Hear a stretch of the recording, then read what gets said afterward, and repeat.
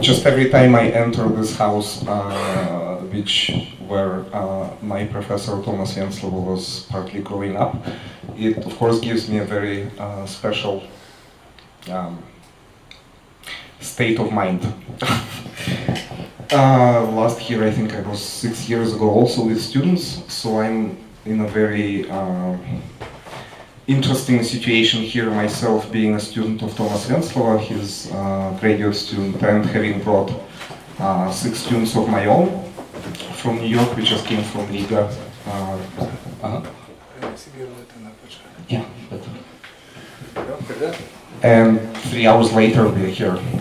So Tomas, ačiū.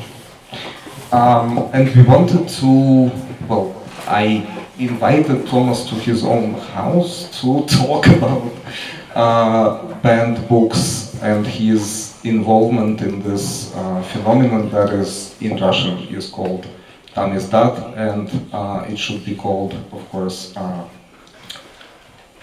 differently for the different dimensions of this phenomenon for other countries, including Lithuania, Latvia, where we came from, Poland, Ukraine, of course, and because all these literatures had something similar, even geographically, even historically, but different linguistically, culturally, and geographically too, and historically, of course. So the first question, Tomas, that I want to ask is, for you as a Lithuanian poet and former Soviet dissident, and also later an emigre, a political emigre in the US, what did the history of banned books in Lithuania since at least the 19th century, if not earlier, what did it add to your participation, but also to your thinking about Tamizdat? And sorry, again, I'm using the Russian word. Maybe there is a Lithuanian cognate that you could, as a poet, suggest. How was it different for you? Banned books, their publications, their smuggling out of the former Soviet Union to the West, publishing them there, smuggling them back, in the context of Lithuanian history of banned books from the 19th century and then to the 20th and to 91 perhaps. Okay. Well, to begin with, Russian Tamizdat was really important for me throughout my entire life. But, well, we had our own Tamizdat, Lithuanian Tamizdat. And it has a very, very long and, I would say, very honorable tradition. In the year 1863, Lithuanians, together with Poles, had an uprising against the Tsarist rule.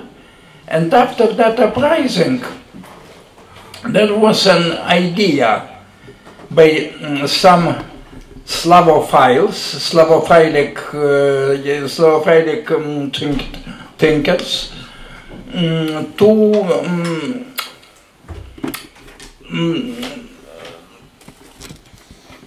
to take Lithuanian peasants out of the Polish influence of the Polish nobles, and to bring them closer to Russian culture. Well, the language has not much in common with Russian language. It's very different. I always say it is as different as English and Gaelic. So the Irish people, as a rule, did not preserve their language, but we did. And the Tsarist authorities were helpful in that. Because after the year 1863, they had that was not a law, but that was a sort of a spoken decision by Tsar Alexander II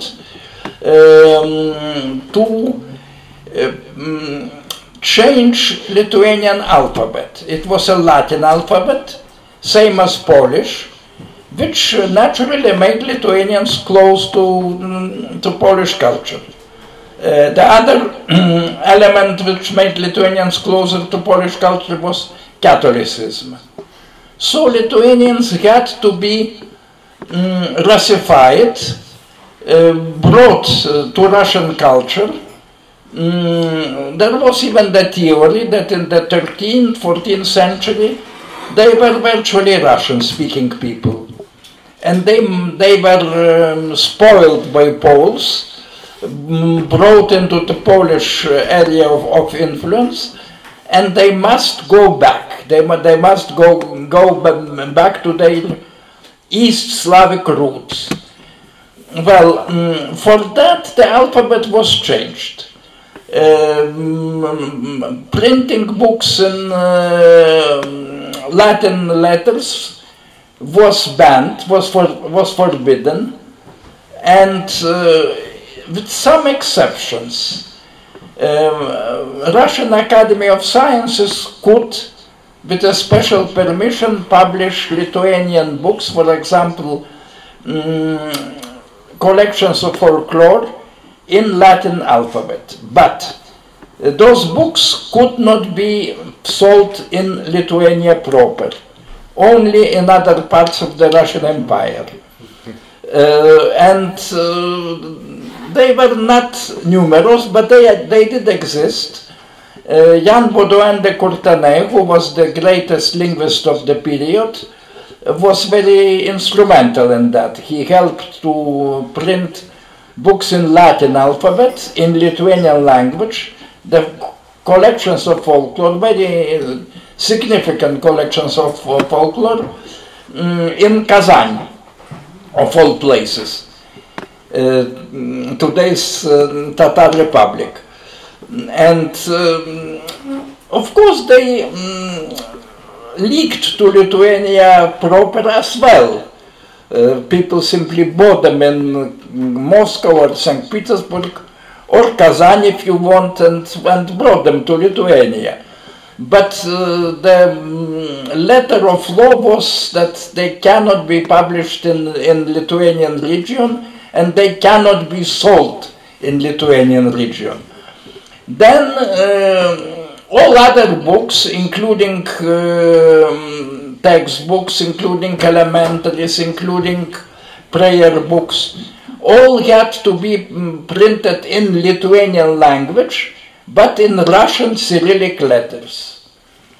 That, well, some of those books survived. They also were not numerous. They look very funny, I would say, very strange, and people boycotted them. Boycotted them because the Catholic priests, and not without some reason, insisted that was the first step towards making Lithuanians Russian Orthodox, to banning Catholic faith in Lithuania. And to that Lithuanian peasants could not agree. So a very big, for that era, a very big Tamizdat project was arranged in Ostpreußen, in Germany, German Empire, mainly in the city of Tilsit. Now the city of Tilsit is called Sovietsk. It is in Kaliningrad region. It is inhabited mainly by Russians. But at that time it was a German-speaking city. Probably 10 to 15% of population spoke also Lithuanian. They were Lutherans, not Catholics. But that was a good business. They printed books in Tilsit in forbidden Latin alphabet, and then brought it by как контрабанда по-английски? Contraband. Yes, yes. Universal. Then brought them by some, I would say, underground networks into Lithuania proper, into Catholic Lithuania.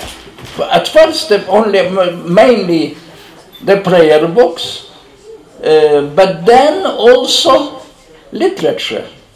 Lithuanian literature was born in Tilsit, and poets appeared, prose writers appeared, at least 2 important newspapers appeared, and in 40 years, from the year 1864 to the year 1904, in 40 years, Lithuanian literature was born, thanks to that idea. It was born in a foreign country, written by Lithuanians, mainly, if not exclusively, living in Lithuania proper, but they leaked their manuscripts to Tilsit. They were published there, and then by underground network brought back to Lithuania. It was by the way, it was a very, very good business, but a very, dangerous one. Very dangerous one because people could be arrested, they could be shot while crossing the border. Then, if they crossed successfully, which was the rule, they could be arrested. People who bought the books in the forbidden Latin script were also, as a rule, arrested and got, as a rule, some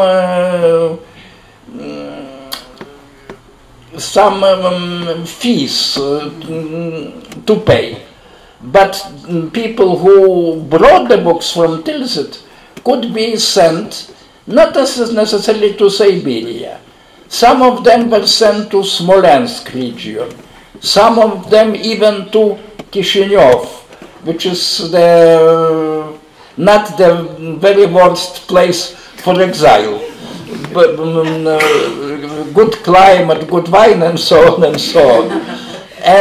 But still that wasn't the exile, and people suffered.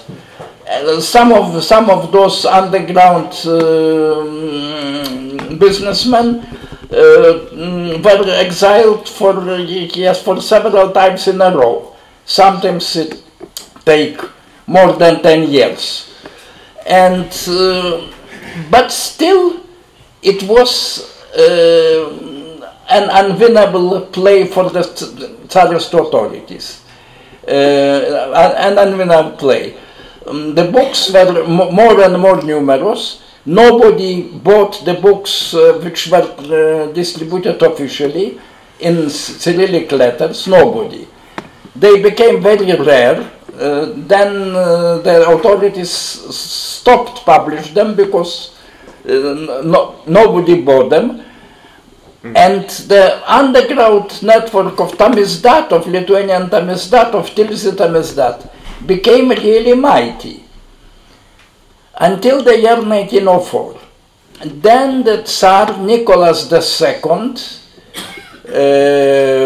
later shot by the Bolsheviks, had a hunting party in the Belovesh forest in Belorussia. And the two governors, the general governor in Vilnius, whose name was Svetopolk Mirski, his son wrote a famous textbook of Russian literature. Later he came back to the Soviet Union and was killed by Stalin, but that was the son. The father was general governor of Vilna or Vilnius. And other person, Verovkin, who was a governor of Kaunas or Kovno. His daughter was Marian Verovkin, a famous expressionist painter, one of the best expressionist painters, friend of Kandinsky, and so on and so on. So, during that hunting party, both governors approached the Tsar and said, "Your Majesty, it does not make any sense. this secret network of book publishing and book consuming becomes as mighty, and we cannot influence it. We cannot censor those books. We cannot do anything with them. Only arrest those people, but we know for sure that approximately 15 to 20% are arrested, and 80% remains in the hands of the people. It simply does not make sense. And since that was not a law, not a written law, but just a spoken directive, it could be very easily revoked. And it was revoked. The next day, Lithuanian literature became a real literature. In Vilnius, the first Lithuanian newspaper started. There were enough of journalists, enough of writers, enough of political leaders to produce that newspaper. Then hundreds of books were printed, including school textbooks, including novels, including poetry collections, including everything. Lithuanian culture was born during that period of banishment, during that period of when the Latin script was forbidden, during that period. And and after the year 1904, it immediately appeared on the historical scene as a relatively mature literature, relatively mature political movement, relatively mature culture, which in 14 years after that, in 1918, that resulted in Lithuanian independence, which we are once more enjoying now. So that's a very unusual, I would say, story of one of the most counterproductive decisions ever made by any government. They got definitely the opposite of what they wanted. Yes, the divergence between Lithuanians and Poles took place. That was one of the goals of the Tsarist government.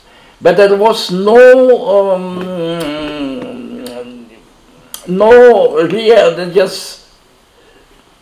change of Lithuanian position towards Russia and towards Russian Empire. If it was, it became even more pronounced and more independent, I would say, for those 40 years. So this is the story I can tell you, and it's a rather interesting story, I would say. Indeed, thank you. This is it absolutely unique? Do you know any other literatures, national literatures and cultures that had at least anything similar, maybe not to such an extent, but when you want to ban literature in the national language, you get it? Yes. Instead of...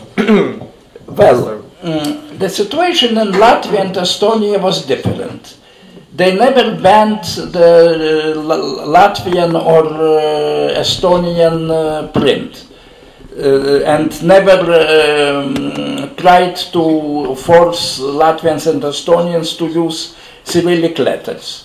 So they were printing Latvian and Estonian books for those 40 years. In Finland it was even better.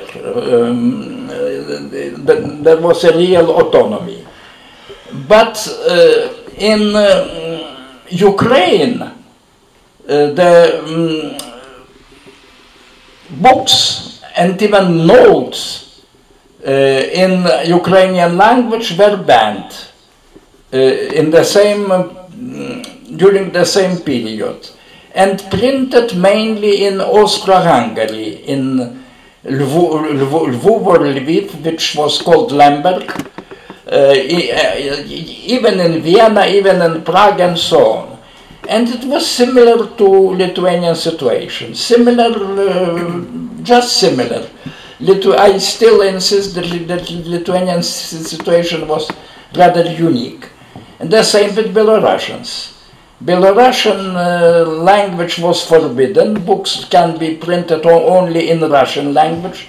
That was worse than in Lithuania. In Lithuania, only the script, the Latin lettering was forbidden, but not the language. Belarusian language was forbidden as such. Ukrainian more or less also. And Belarusians, the early Belarusian writers started also to print their books in Austro-Hungary. But that was a very minor publishing enterprise in Belarus, and Belarusian culture started to develop only after the revolution of 1905. That means when there was no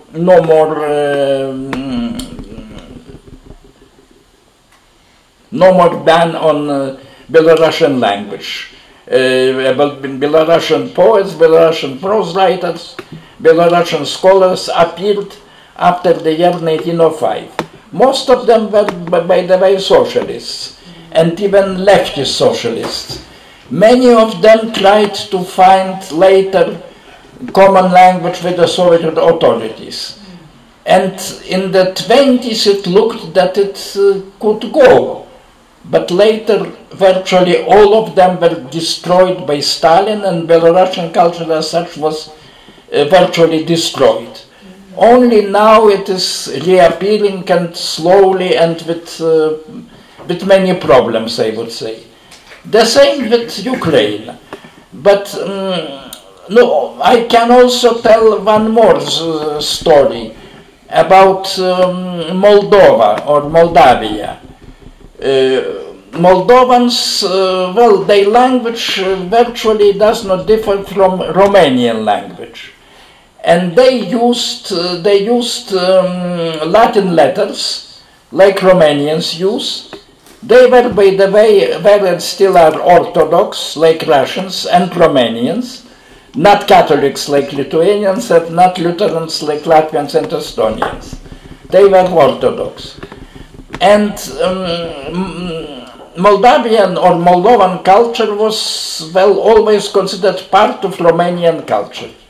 When Moldova or Bessarabia was annexed by the Soviets in 1940, Stalin did the same thing which did Alexander II. He forbade Moldovan Latin script. Books could be published and should be published in Moldavian language, but in different script. And the language was, there was a claim that it is a different language, that it differs from Romanian at least as much as Belarusian from Russian. And it was called Moldavian language. Also, 40 to 50 years, only Cyrillic script was used in Moldova, only Cyrillic script. They did not arrange any Tamizdat enterprises, so they did not repeat the Lithuanian experience. But now they came back to the Latin script. There is a legend. I am not so sure that it is true. There are many such legends about Stalin. That in the year 1945 or something like that, Stalin was approached by some of Russian ideologists and even by scholars, and told that Josip Vissarionovich, we think that Lithuanians could use Russian script, Cyrillic script. This Latin script is Western, that means it is a bit suspicious, and so on and so on. And we fight the Western influences in the entire Soviet Union, and here you have the Western influence in any letter. And according to the legend, Stalin answered, I have heard that once we tried it, but it was unsuccessful. don't do it. Let them write in Latin script. The problem is that they should write Soviet literature, but in Latin script, which was done. So this second attempt was unsuccessful because Stalin himself was opposed to it. But this is a legend. I noticed that you still use the word Tamizdat even when you talk about the 19th century, after 1863, what gave Lithuania its literature. But also, so this is a historic kind of extension right back into history, but also linguistically. What were these books called? How did people talk about them? So when one receives a book from Tamizdat, what do they tell each other? What kind of book did they get? So it's a terminological question. How did they exist as a phenomenon that people knew about in the Lithuanian language among same book smugglers and readers and authors? And then, and is there a Lithuanian word for a cognate for Tamizdat? No.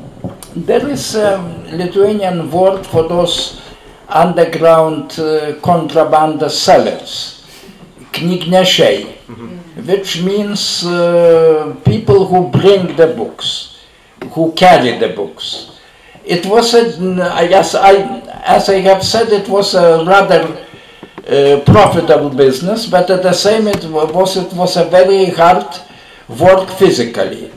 They usually brought the books in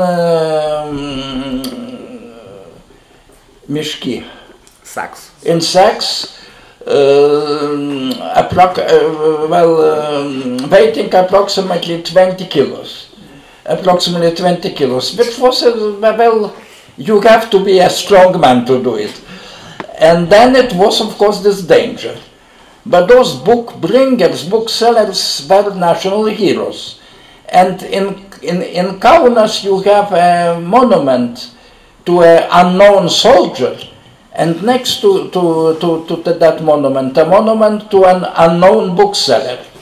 So it is a phenomenon of Lithuanian history, yes, even recognized by the UNESCO as a rare phenomenon in cultural cultural development.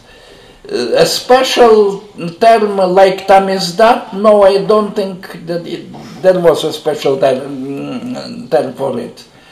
Just telling, well, books brought by book bringers, by book sellers. Also the term knygnešystė, which can be also translated as book bringing, book selling, secret book selling.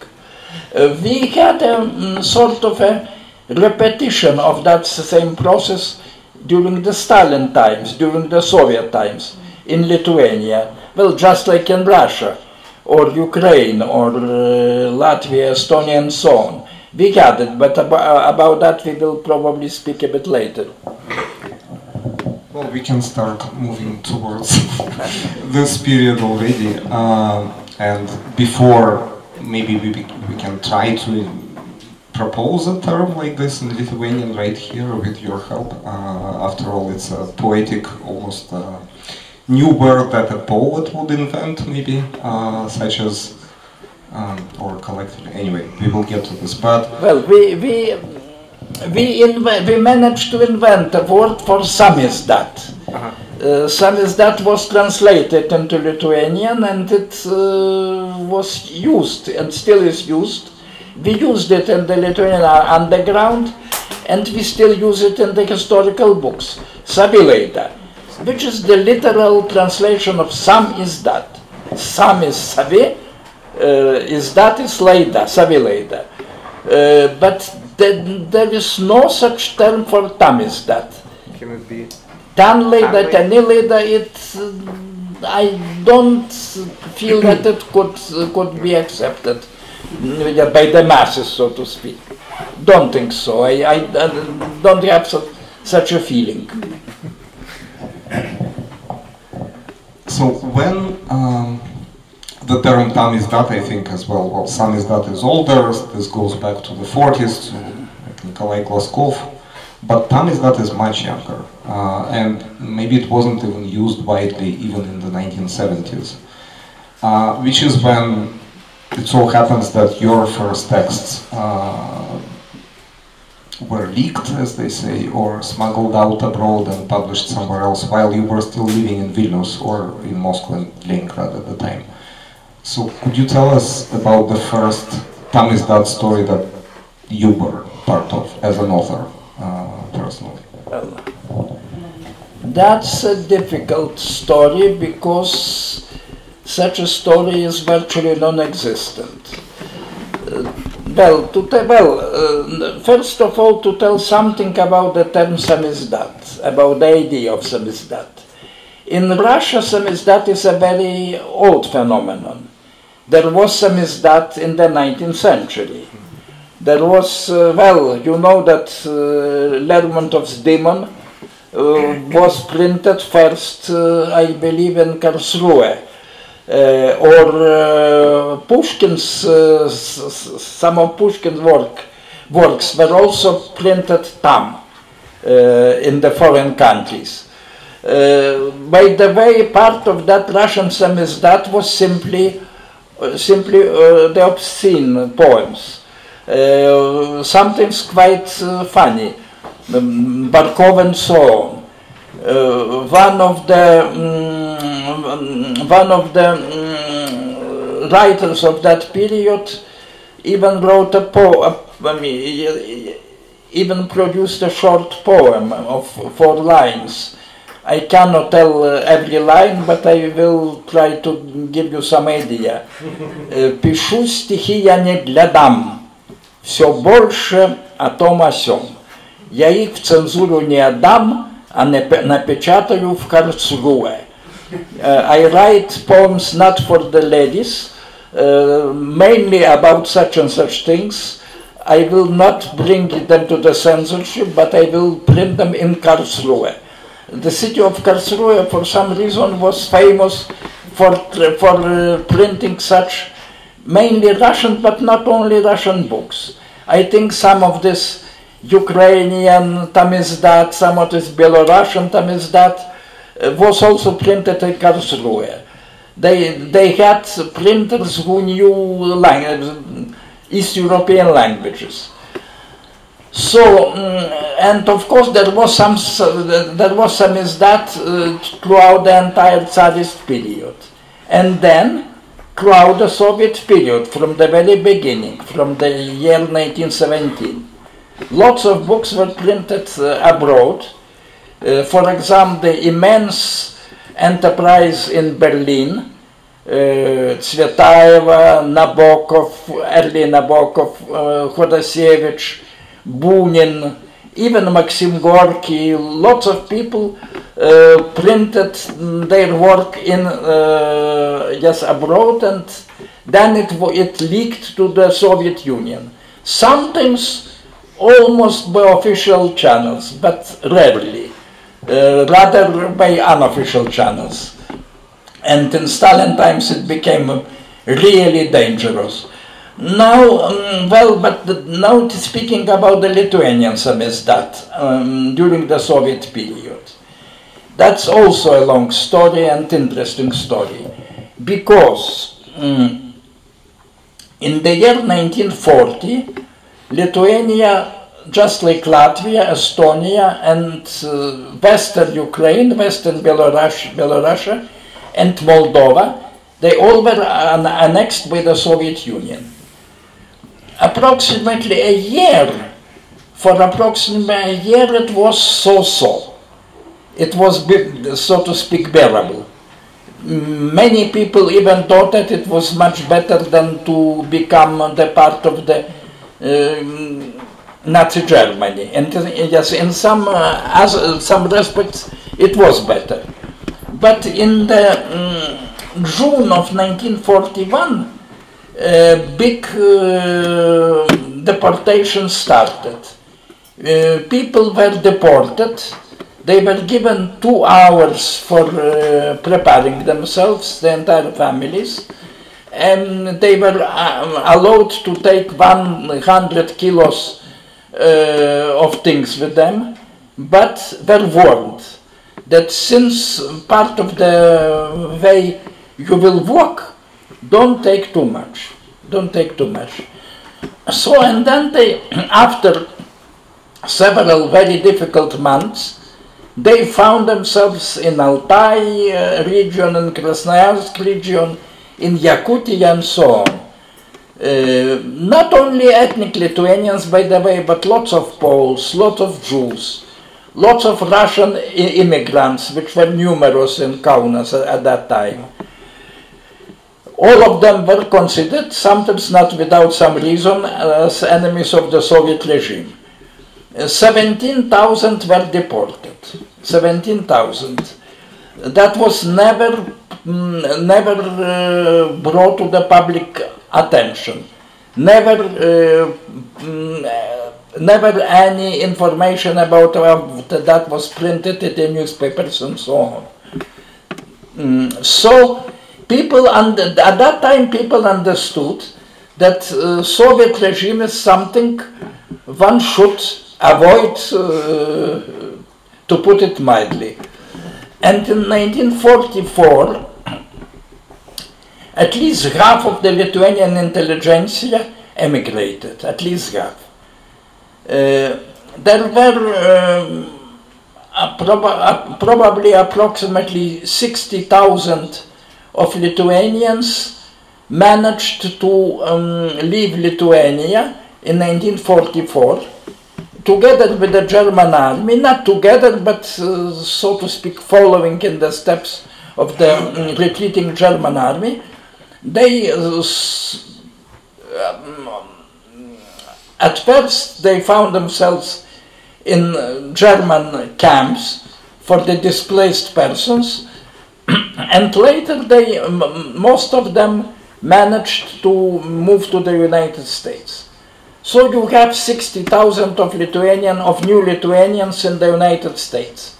I think approximately 30,000 of Latvians, 20,000 of Estonians,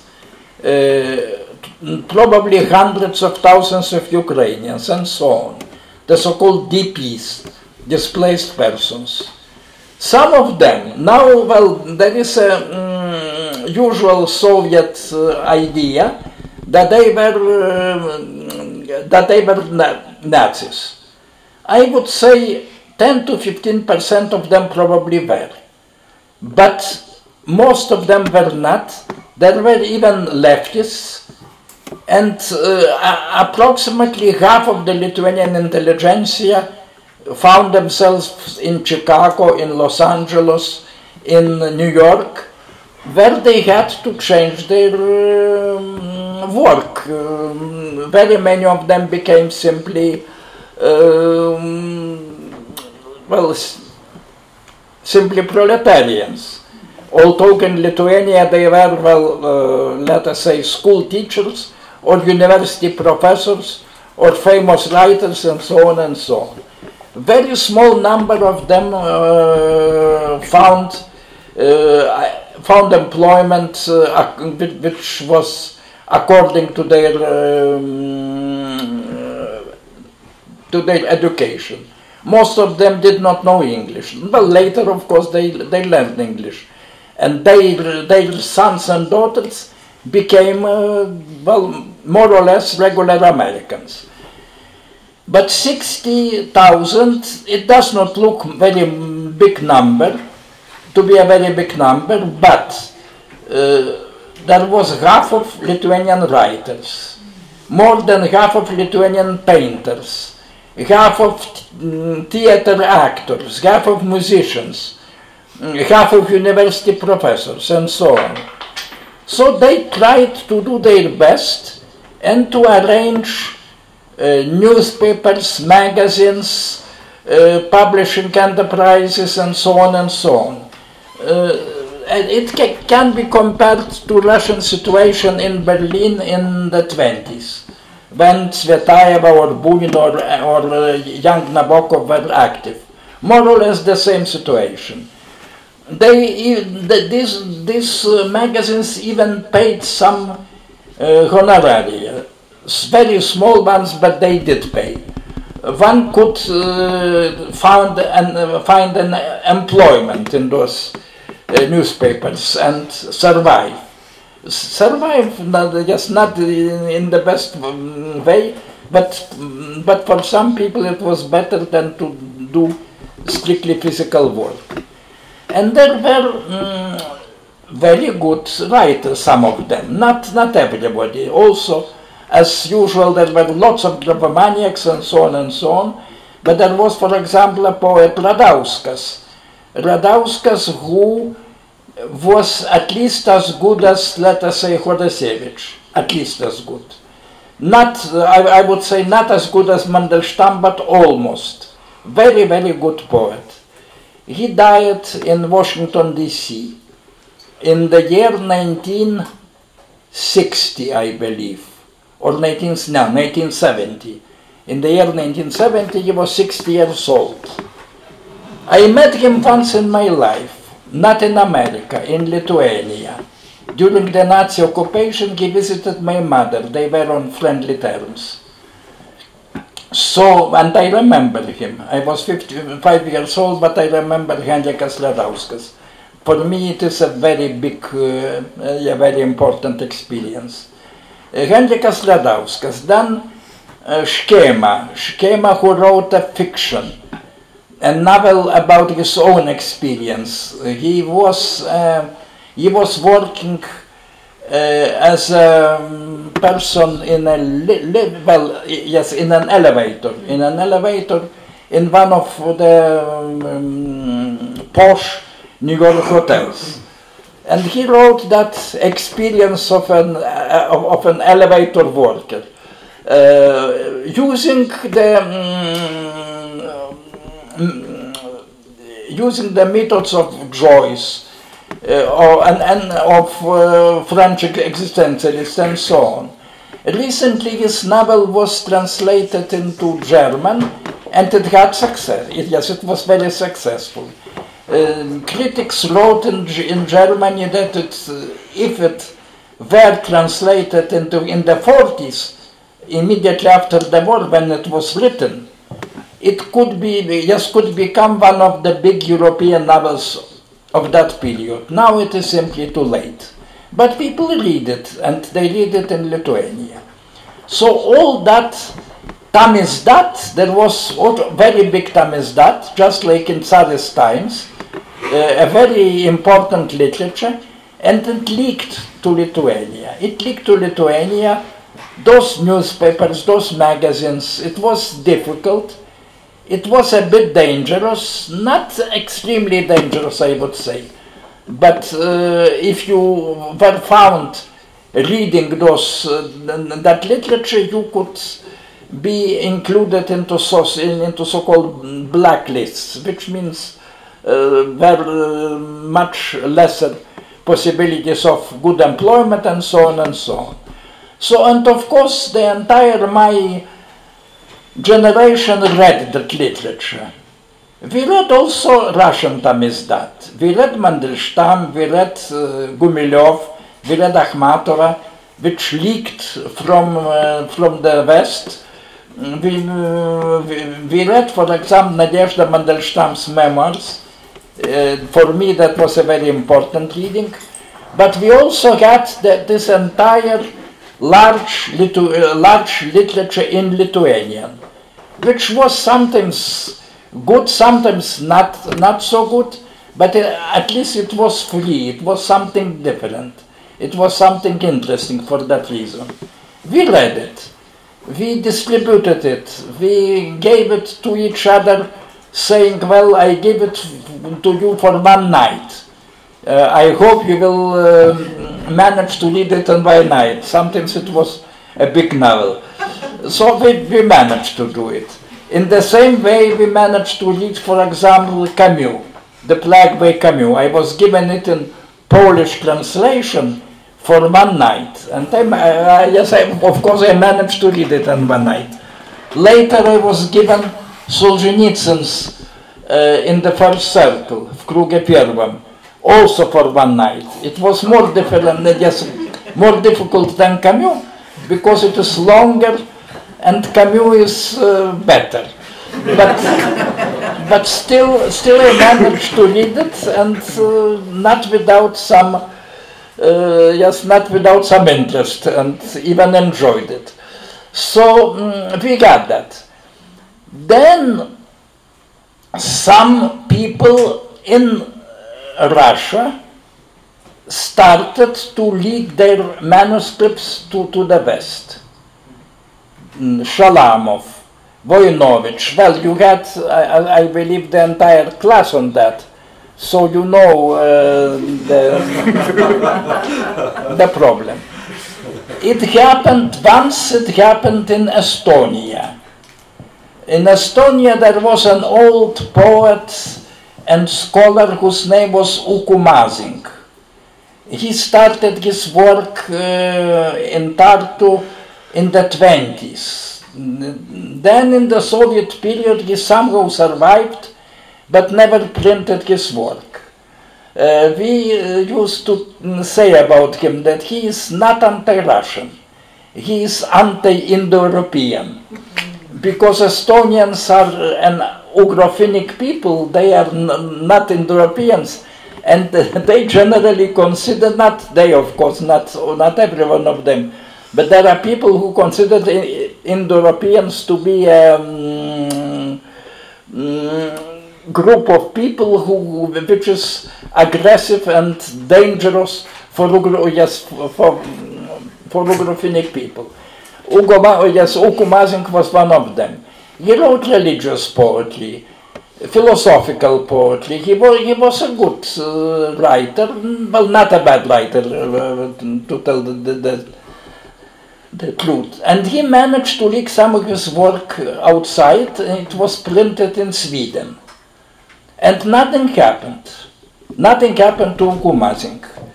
So, but in Lithuania, everybody said, well, those censors, those party leaders, those occupiers, those Russians, they are simply killing our culture. Something should be done. But what? Well, the logical answer would be try to leak your work to Chicago, to New York, to Los Angeles. There are magazines, there are newspapers, there are printing houses in Lithuanian language. Try to write everything you want to and to leak it. Russians are already doing it. Some Ukrainians are doing it. One Estonian has done it. So why we should be worse than those people? So, well, I tried to leak some of my work into one of those magazines. There was a magazine, by the way, it was a rather leftist. In any case, it was not a strictly rightist one. No, absolutely not. Not a fascist one. The name of magazine was Natmenis. It was it was just a very intelligent, a very intellectual enterprise. They printed scholarly works, they printed modernist poetry, they printed modernist short stories, and so on and so on. And it appeared as a rule twice a year, and it was of the size like, well, almost like Novimir, almost, but only twice a year, and it leaked to Lithuania. We read it. So I tried to send some of my poetry to Matmenis, but it stopped at the border. I don't know why. We never knew those ways of transmitting our work to the West. The only thing I managed to print in the West was a journalistic piece an essayistic piece. And it dealt not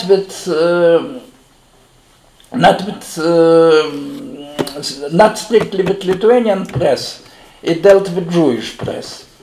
There was a Jewish underground magazine, Tarbut, in Moscow, edited by my friend Felix Dektor, who knew Lithuanian, who was from Vilnius. He was a Vilnius person. And Felix Dektor printed their memoirs of one of Jewish people imprisoned in Nazi times in Kaunas ghetto, and told me, well, it would be good to have also a Lithuanian voice. Could you write something, sort of an answer to that Jewish voice, sort of a dialogue? You are known as an anti-Soviet person. At that time I wrote a letter asking for the permission to emigrate because I don't subscribe under the Soviet ideology, and because of that reason I cannot be published. And I don't imagine another work for myself, only writing and publishing. So after that letter I was definitely an enemy of the people and an anti-Soviet personality, but still here in Vilnius. And so Dektor said, well, you are already well known because of your letter, write something on that topic.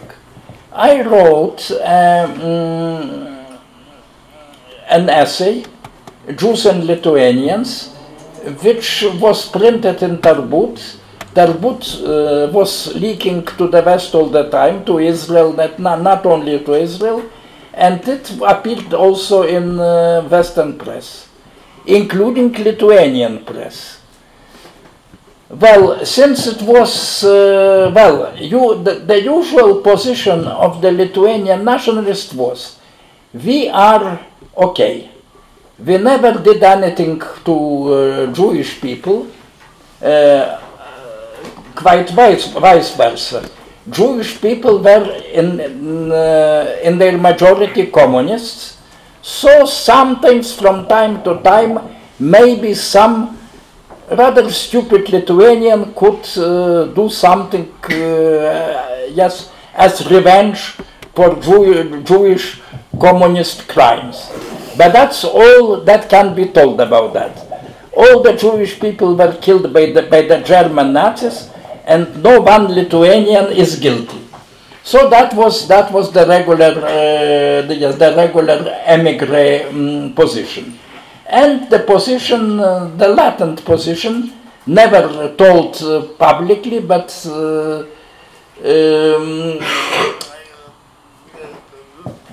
typical for lots of Lithuanian intelligentsia here in Lithuania. I wrote something different. I wrote that, well, there were crimes and we must confess to those crimes. That was printed in the West. It leaked to those Lithuanian emigre magazines. Some of the Lithuanian emigres, for example, there was a famous semiotician, French semiotician who was of Lithuanian origin, Algirdas Julian Greimas. There was Vytautas Kavolis, who taught philosophy at the Dickinson College, was a rather known American intellectual on the American level. So Greimas, Kavolis, some else told me that, well, we agree with you, we subscribe to your essay about Jews and Lithuanians. But lots of Lithuanians disagreed. Not many voices were public, but you could feel it, this underground movement that, well, Venclova is not okay. Venclova should be condemned because he takes not our side, but Jewish side. And that is, well, just like during the, well, excuse me for the comparison, but it's like this, the basketball match. You are not on the side of Vilnius, but you are on the side of Tel Aviv. How can you? Every Lithuanian must be on the side of Vilnius, no matter what. So there was that feeling. I even believe that the Communist Party of Lithuania, it influenced the Communist Party of Lithuania. Let him go. Let him go. The emigrants will not accept him. The emigrants will reject him. He will become unemployed and poor and so on and so on. He will understand everything, and that will be our big victory. So, well, thank God I did not try to make my career in the Lithuanian emigrant circles. I was active in them, telling the same as usual, but never tried to do any career there. I tried to do an academic career in an American university. There, this my position could do no harm, absolutely. And well, on the other hand, my American colleagues even did not know about my position. Mainly they were not concerned about it. They were concerned about my practical possibilities. Do I know who was Baratinsky? Do I know who was Georgy Ivanov? Yes, I knew that. They accepted me. And gradually, very gradually, I became an American professor with bad English, but still an American professor. Still an American professor. So the party authorities failed because their daydream did not come true. I never became a rejected person in the United States, rather vice versa. So that was my only experience with Tamizdat. This article, this essay about Jewish-Lithuanian question, which is still reprinted. It is still reprinted in several countries and in several languages. I would tell that I wanted and still want my poetry to be printed. Well, it is now it is printed in English and other languages, but that would be more important for me than my essays. But my only Tamizdat experience is with that essayistics. I believe I speak for a very long time, and sorry because I am already tired and you are definitely tired. I am not. But yes, maybe a couple of more questions, and then I hope we can also open it up to yours. When you emigrated in '77, did it feel, so when you just said that this was your only experience or participation in Tamizdat, you did not mean that emigre literature written by emigres who already live there where their works are published is Tamizdat. So it's kind of a formal terminological definition. So is Tamizdat for you only what's written here and published there, or do you also include emigre authors? They definitely includes. Well, I would add something. Which I told, what I told is about my experience with Lithuanian Tamizdat. And I had also some experience with Russian Tamizdat. My poems leaked to the West, and one of them was translated by Joseph Brodsky. And Joseph Brodsky, there was a Russian emigre magazine, a very important in its own times, Continent. Brodsky published my poem. I was still here in Vilnius. Brodsky published my poem in his translation in Continent. And well, Continent was strictly strictly inimical enterprise from the Soviet point of view, and to be published on continent, that was something terrible, absolutely terrible from the Soviet point of view. But moreover, there was a cover for the continent giving the photos of the main authors. So there was Alexander Solzhenitsyn, Milo Vangelis, and Tomas Venclova. A very, very good company, too good for me. But after that, the Soviets probably decided that, well, the choice is clear. Either we give him 15 years of imprisonment, or we throw him out. Where he will be unsuccessful, he will ask for coming back, and so on and so on. It probably makes more sense for throwing him out. And after that continent,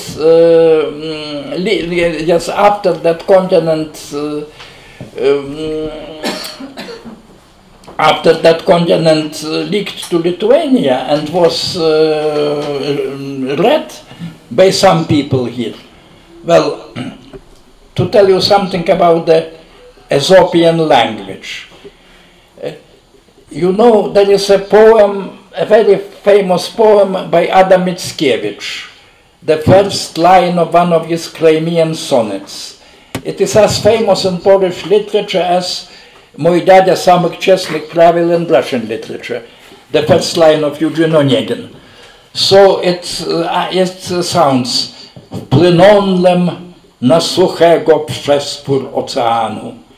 I sailed into the dry ocean. Dry ocean means Ukrainian steppe. Ukrainian steppe, and it could be also understood as continent. So when I got this number of the continent into my hands here in Vilnius, not in this apartment, I had a different apartment at that time, but very close by. I called by phone my friend, now unfortunately deceased, Pranas Morkus, and said him by phone, I sailed into the dry ocean. So he understood what it was about.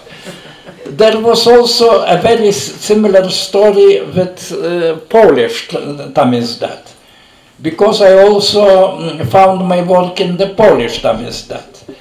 The best known Polish emigre magazine was Kultura. Kultura in Paris. Very influential, very good by the way. And Czesław Miłosz translated one of my poems and printed it in Kultura. In Paris Kultura. It was called Paris Kultura. Kultura Paryska. So he printed it there. And I got a letter from Poland. Dear Tomas, finally, I know that you are a good poet, because I read a translation of your work made by a very good poet, by the way, and well, I can only congratulate you. I think it's quite okay. Then I wrote a letter to that Polish friend in Krakow. Well, I am happy that my work has been translated into Polish. I even can guess who the translator is. That was Czesław Miłosz. But I would like to know where it was published. I suspect that it was published in one quite cultural city. Cultural, that for Kultura city is Paris.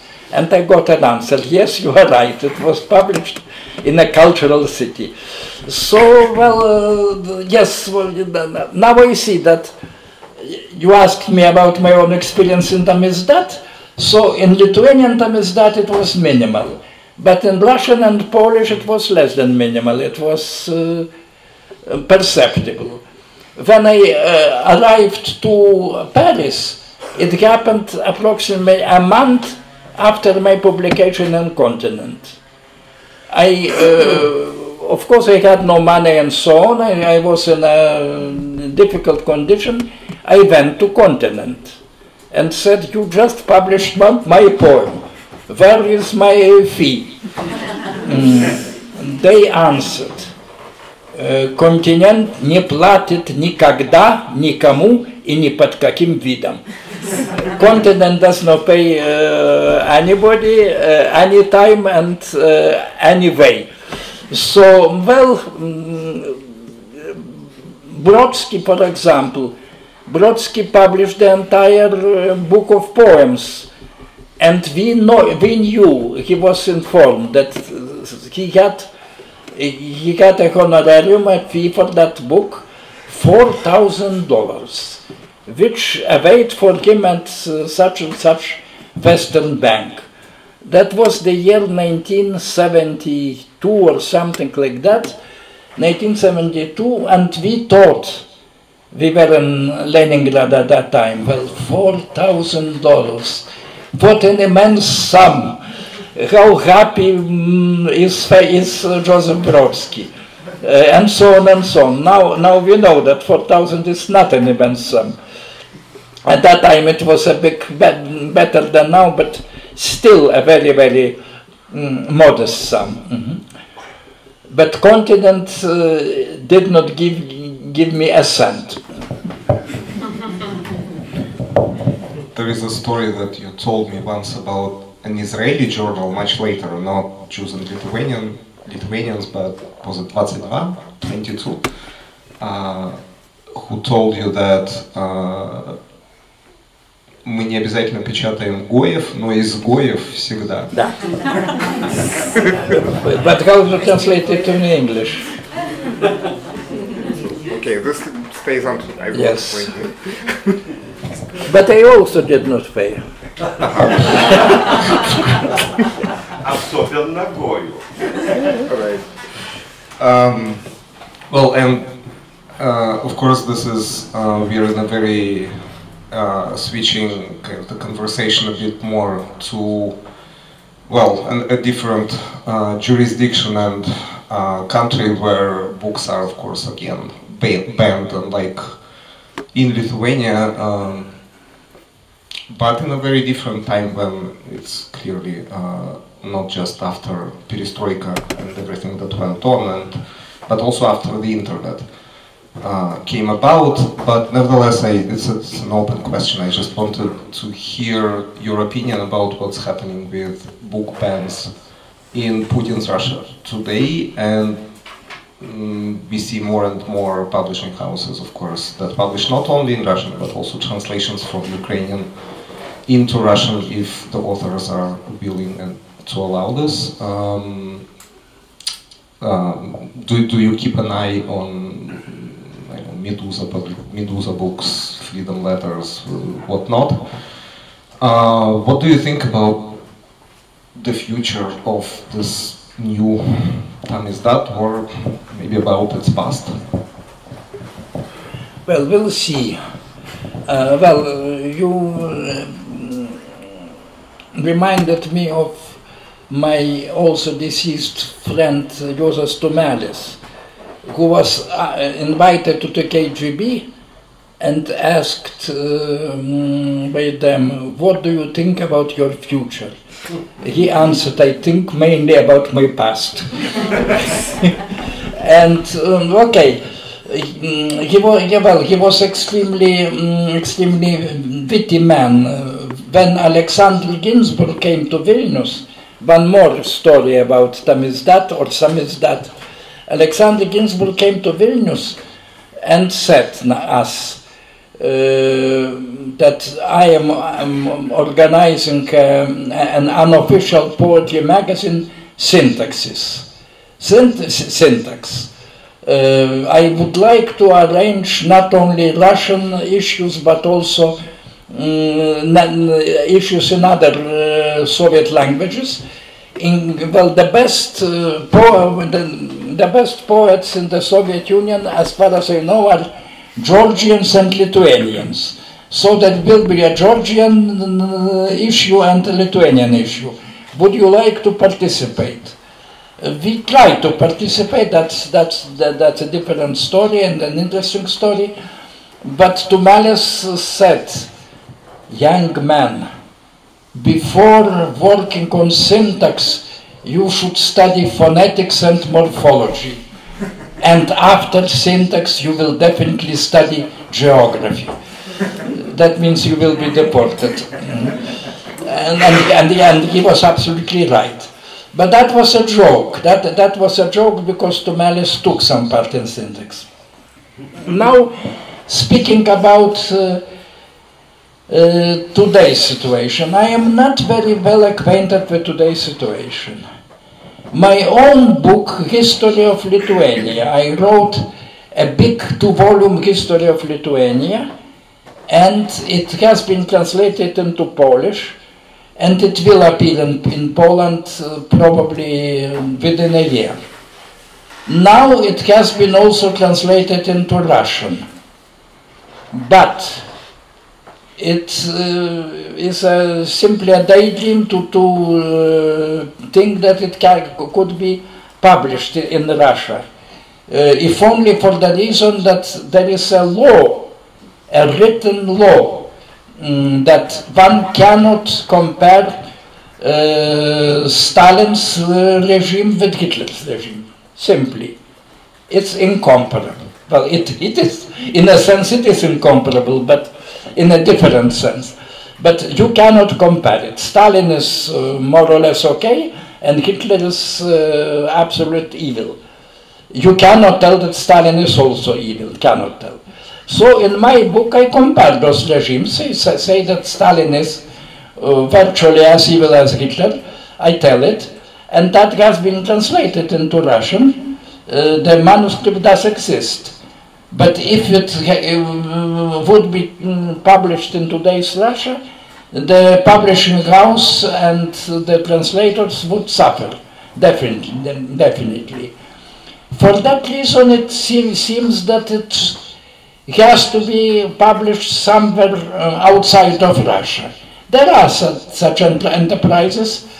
I don't know much about them, but there are such enterprises. I hope that it will be published in Russian as well, because knowledge of Lithuanian history written by a Lithuanian, I hope more or less a competent Lithuanian, would be useful for the Russian-speaking public, would be definitely useful.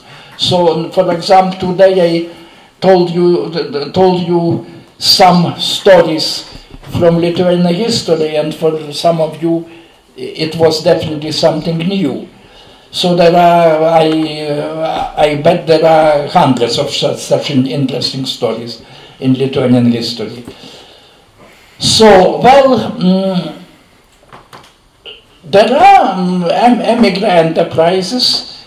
We are trying to contribute to them. I myself contributed to several emigrant enterprises in Montenegro, in Czech Republic, in Switzerland, somewhere else. Well, the same, of course, problem with the translations from Ukrainian.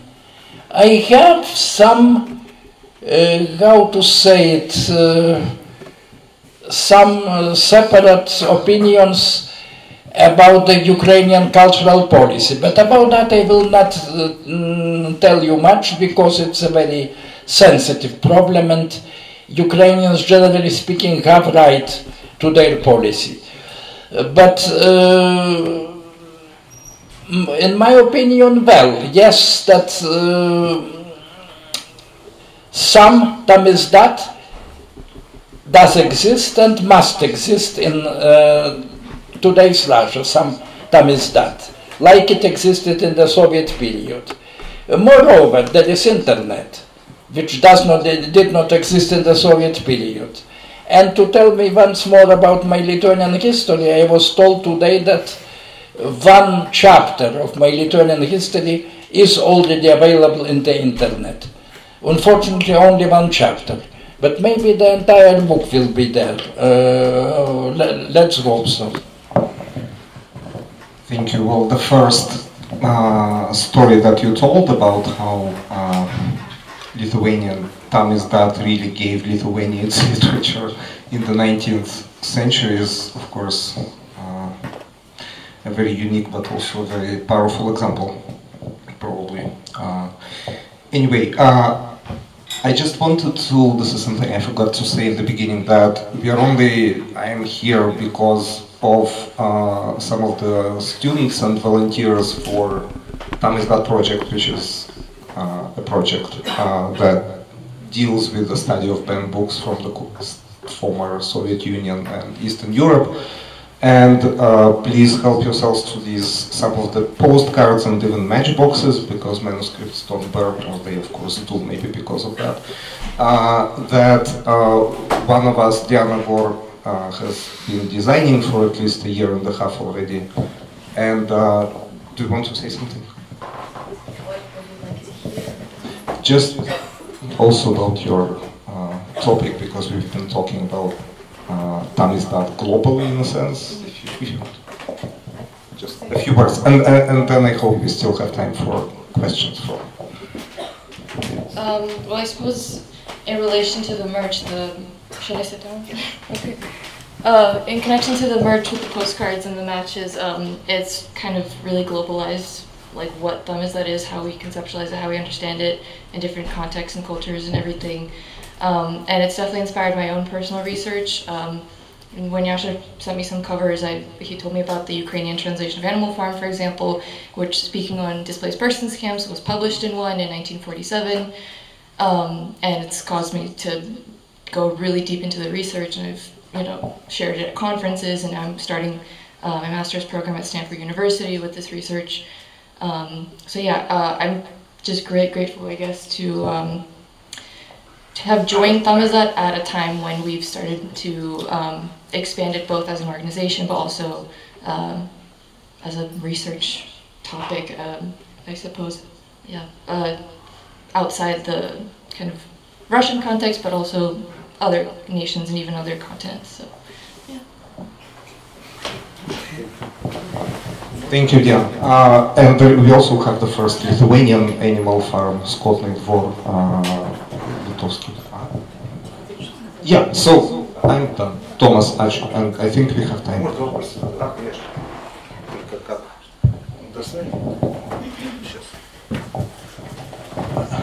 Добрый вечер. Я задам вопрос по-русски, чтобы нас не подозревали в отмене русской культуры. Ладно? Я тогда перейдем на русский. Ладно? Вы знаете, я вспоминаю... Я говорю всегда в таких случаях, перейдем на язык оккупанта. Агрессор. Это можно сказать агрессор. На язык агрессора, да. Трофейный. Заберем. Ну, вы знаете, индийцы до сих пор говорят очень часто на языке оккупанта и как-то не делают из этого проблемы. Ну, я тоже. Да, я тоже. Смотрите, я вспомнил один эпизод из своей журналистской деятельности, жизни, вернее. Это был 92-й год, Париж, круглый стол в Сорбонне, на котором собрались в том числе были бывшие диссиденты. И мы сидели, разговаривали с Буковским. И в это время на горизонте появился такой известный советский диссидент, Александр, если он не ошибаюсь, Плющ. Плющ? Да.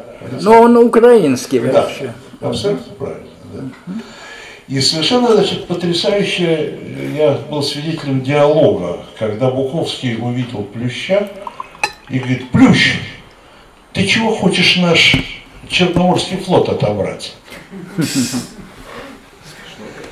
Я вдруг понял, что они уже из разных стран, да? Что они были вместе, и они уже не вместе. Ну, это была все-таки шутка, наверное. Ну, как вам сказать? Знаете, в каждой шутке доля шутки, да? Ну, да. Я бы не сказал, то есть, конечно, это было иронично сказано, но тем не менее. Нет, он вполне, так сказать, потом. Я к чему это? Я хотел вам вопрос задать, Томас. Я просто как человек из России, я не знаю этого, да, поскольку как человек из центра, что называется. Насколько диссидентские движения в республиках советских, насколько они были в большей степени, вернее так, в большей степени они были антисоветские, или в большей степени они были все-таки национально окрашенные, там, скажем, пролитовские, понимаете, да? Я не хочу говорить националистические, да? Но чего больше было вот именно в частности в литовских, да, в литовском диссидентстве. Было больше общего такого антисоветского, что объединяло с Алихом Гинзбургом и со всеми другими, да? Или больше было специфического национального литовского? Я с удовольствием отвечу. В той мере, в какой это движение было в подполье, оно было национальным и, как вы говорите, националистическим. Я не говорю. Ну, в общем, упомянули этот термин. Оно было национальным и националистическим. Но вот я даже шутил. Вот появилась католическая подпольная газета. Какая у нее программа? «Русские вон из Литвы». Появилась подпольная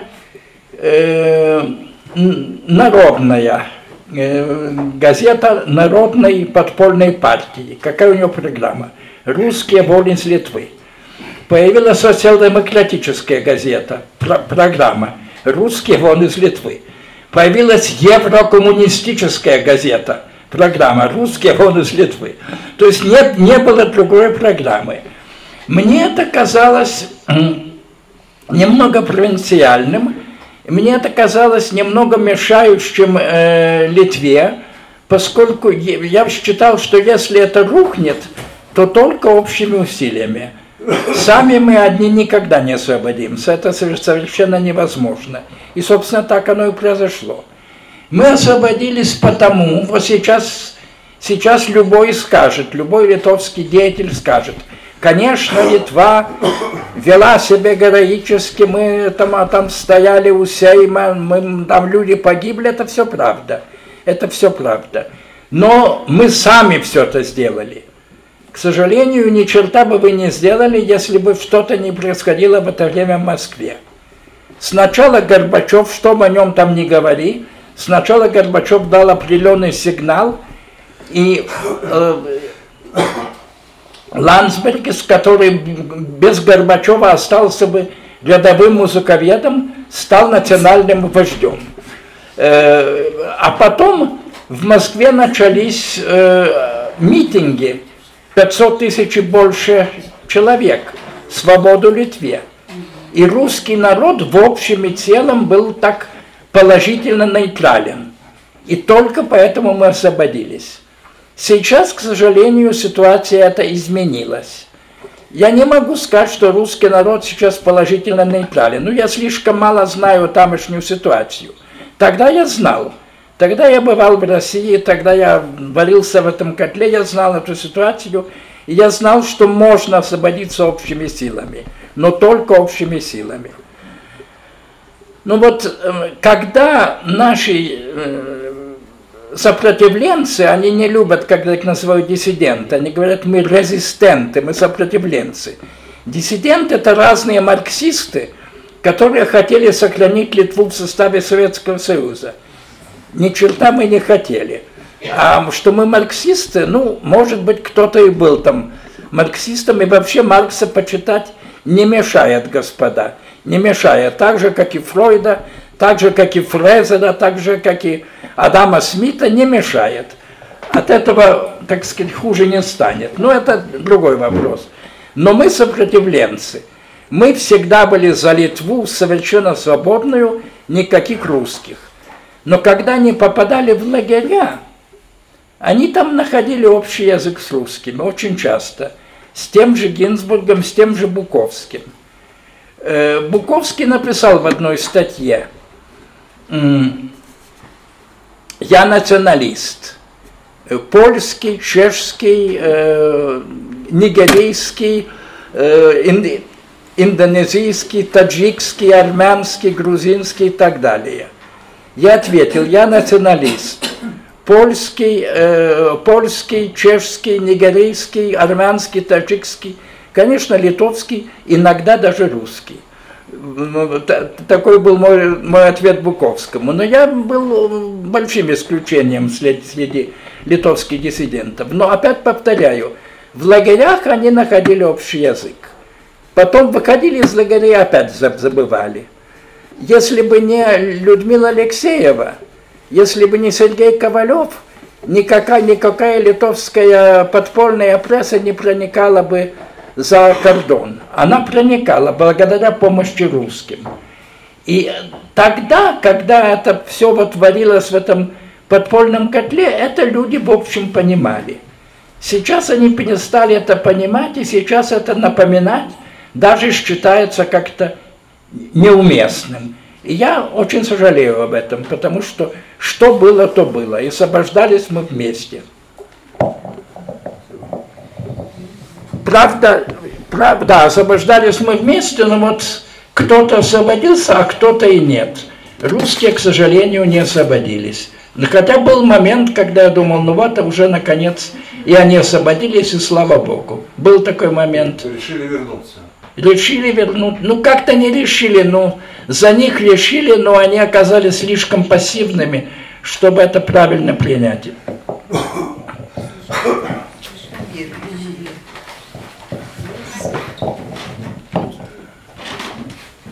Thank you so much for being here. I have two questions, and you can choose which one of you feel better.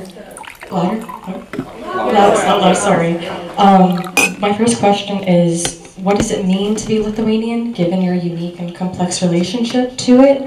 And also, I guess maybe hand in hand of what is maybe your core message or experience that you hope your reader walks away with, given having read your written work? I don't know if that's loud enough. То есть вопрос на самом деле о том, что такое, важный вопрос на самом деле, что такое для вас быть литовским писателем? И что вы ожидаете от вашего читателя после того, как он прочитывает то, что вы пишете? Well, to answer in English, what does it mean to be a Lithuanian writer?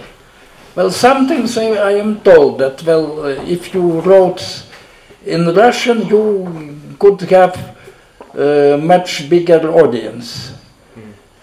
Well, it depends. There is so-called Enzensberger's law. There is a German poet, Hans Magnus Enzensberger, who said that every nation has the same number of people reading poetry, namely 3,772 persons. The same number in Iceland, the same number in China, the same in Russia, the same in Lithuania, the same in Ukraine, the same in the United States, 3,672 persons. So the audience is the same. Well, if we speak seriously, well, it is an accident that I was born here, that the first language I learned is Lithuanian, and you know, person can write good poetry only in the language he learned before he was 7 years old. This is the law. Well, Nabokov could write not bad English poetry, even better than his Russian poetry. He was a very bad Russian poet. But he was not a bad English poet, and his Pale Fire and so on. So, but Nabokov knew English before he was 7 years old. Then Rilke wrote in German, Russian, and French. In German, he is Rainer Maria Rilke. In French, he, as people say, he is regular French student of the high school who tries to write some poetry. In Russian, he is simply funny and graphomaniacal. So one should write in his native language. And this is in a sense also a duty. This is also a duty. If by some accident you were born here and not there, you should try to improve situation here, first of all here. What I await from my readers, well, that depends on, that depends on the reader, and it's difficult to tell. First of all, just attentive reading and trying to understand what they have to tell, and they have something to tell. Not every poet today has something to tell. I think that it must be stressed that the poet is first of all a person who has and tries something to tell.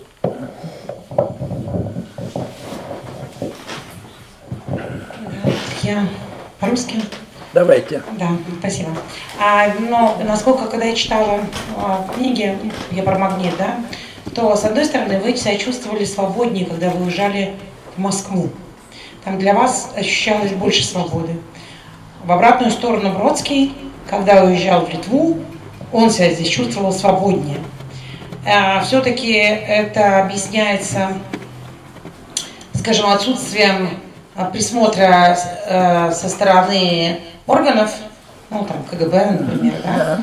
Или это все-таки объясняется какими-то другими, более продвинутыми, хотя Москва вам не нравилась, насколько я помню, как город, он не приносил вам удовольствия, да? Как архитектура нет. Да, но как ощущение свободы, насколько я помню, вам там было легче ощущать себя, чем при всей любви в Литве. Ну, что сказать на это? Ну, во-первых, несомненно, то, что вот это всевидящий глаз и всеслышащие уши, как сказал Лермонтов, что для меня они как-то менее чувствовались в Москве. Потому что, ну, в Вильнюсе я заметный человек, а в Москве совершенно незаметный. И в Москве КГБ есть что делать и без меня. А в Вильнюсе не очень. Вот. Ну, есть что делать, но все-таки, так сказать, можно и этим заняться, и даже нужно. С Бродским то же самое. Бродский уезжал сюда, вот как Пушкин и Лермонтов уезжали в Грузию. Быть может, за хребтом Кавказа сокроюсь от твоих пащей, от их всевидящего глаза, от их всеслышащих ушей. В какой-то мере это было так. Другая обстановка, другие люди, другие знакомства.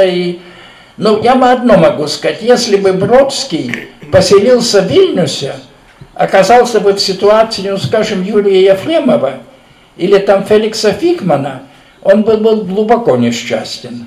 И он, наверное, это понимал. А так вот приехать, да, тут вроде бы свободнее.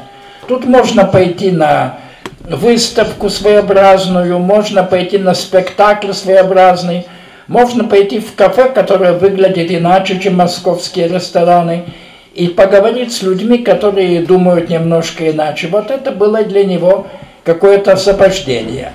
А для меня все это уже настолько приелось, что, напротив, я в Москве видел больше интересного даже в этом подпольном искусстве. Что то, что в Москве было подпольно, в Вильнюсе не было подпольно, оно вылезало наружу. Но именно поэтому оно, в общем, теряло вкус. Очень часто. Очень часто. А в Москве оно приобретало добавочный вкус именно потому, что его давили бульдозерами. Вот так вот это было. По литературе, по книгам изданным, там было больше, все-таки издавалось такой возможности достать, ну вот самоиздатовскую, или все-таки здесь? Ну, так сказать, найти всякую запретную литературу легче, в общем, было там. Но здесь тоже можно было. Но здесь можно было издать, например, в литовском переводе Борхеса, а там нет, не проходит. Не проходит. Тут можно было чуть больше себе позволить, это можно было. То есть в политике нет, даже меньше позволить себе можно, а вот в культуре можно было позволить больше.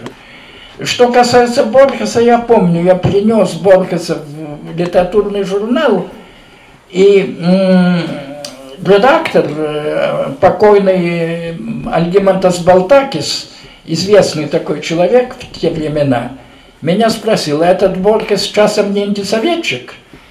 И я процитировал Ильфа Петрова. Я сказал, ну он не то чтобы антисоветчик, ему просто не нравится Солнечная система. Ну, это так, и Борхеса напечатали. А в России нет.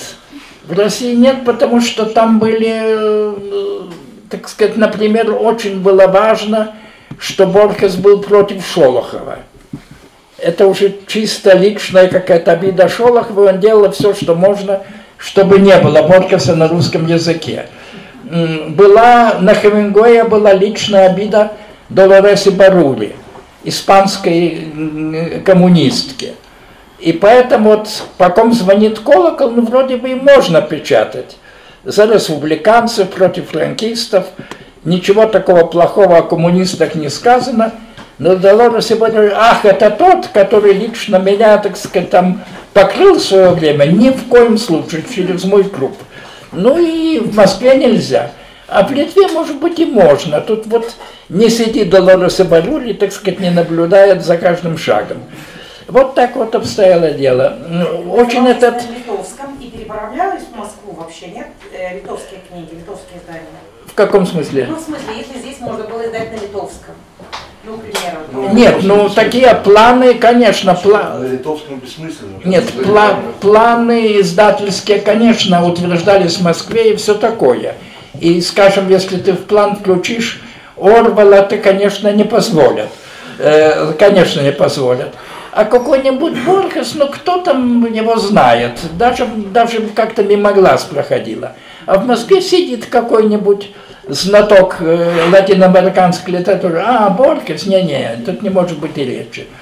Это вообще были такие разницы климата. И это очень интересная тема, она совершенно не разработана, но был разный климат в Литве, разный в Эстонии, разный в Грузии. Даже в Ташкенте был другой климат. После ташкентского землетрясения издали журнал, там, не помню, как он называется, типа «Правда Востока». Русский журнал в Узбекистане. И там был рассказ Бабеля, мой первый гонорар. Ну, во-первых, Бабель уже как-то нехорошо. Во-вторых, еврей тоже как-то нехорошо. В-третьих, это о проститутке, и там гомосексуализм упоминается. Ну, это уж совсем нехорошо. В Москве бы не прошло, а в Ташкенте прошло. В Ташкенте там какой-нибудь сидит узбекский цензор, который не слышал о Бабеле и даже не очень понимает, что такое гомосексуализм. Ну вот.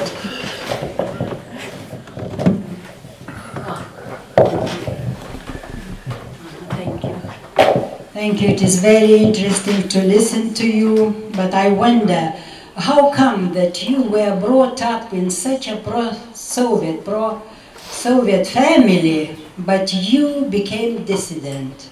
I still remember your father, good-looking man, your mother, they were driven by state car, yes. And when did it happen that you decided to quit on this? On this regime and to leave, which was extraordinary. At that time, I quite remember. Okay, well, first of all,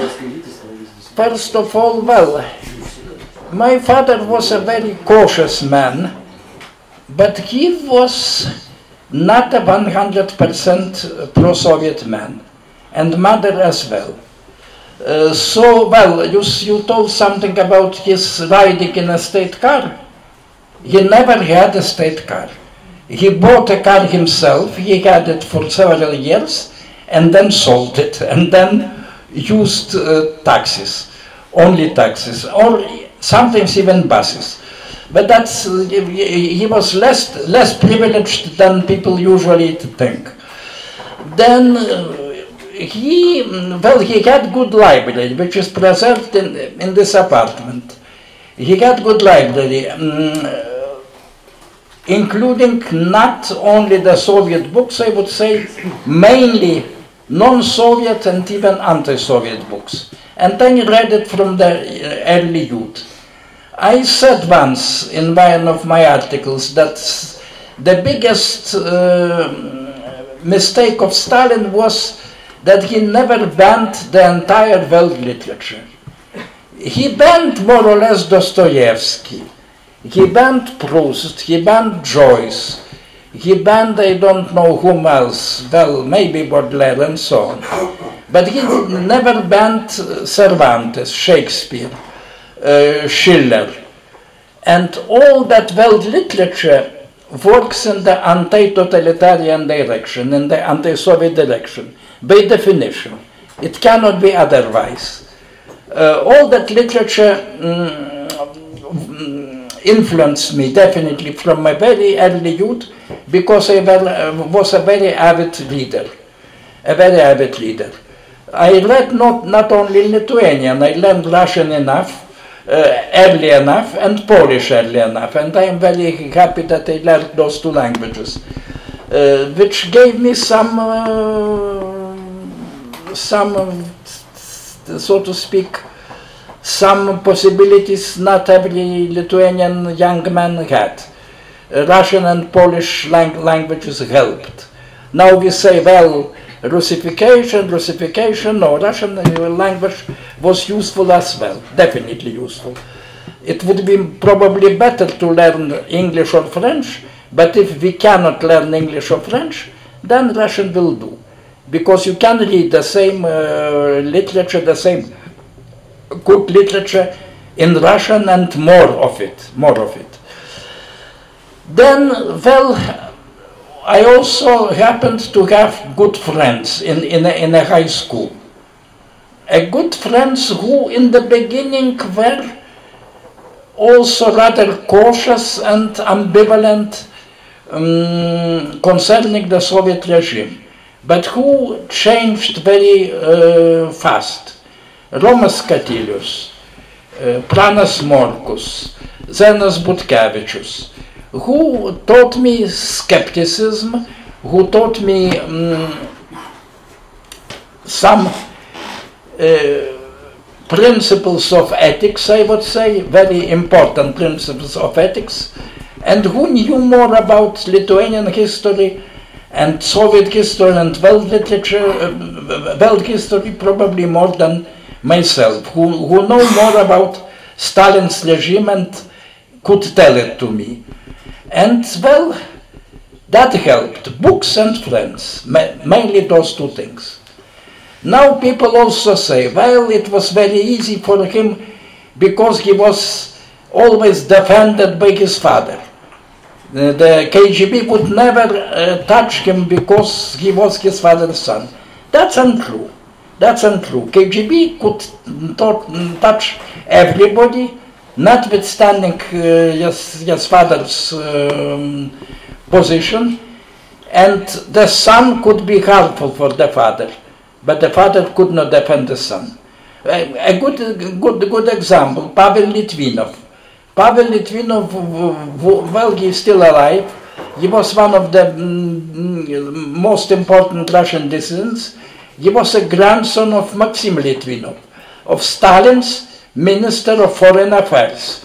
A much bigger guy, a much bigger nomenclatura person than Antanas Venclova. And Pavel Litvinov became a dissident and was imprisoned and got his